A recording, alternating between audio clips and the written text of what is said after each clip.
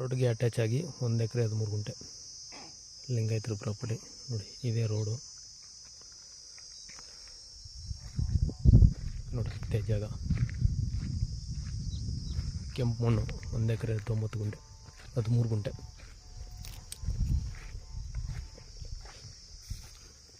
ತಾರ್ road attach land.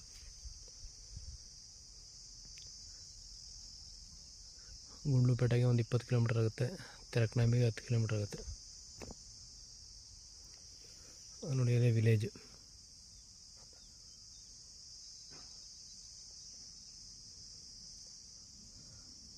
Square ಆಗಿದೆ,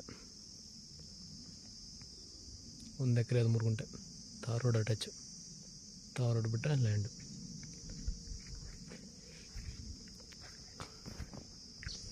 ನೋಡಿ ಇದೇ ತಾರ್ ರೋಡು,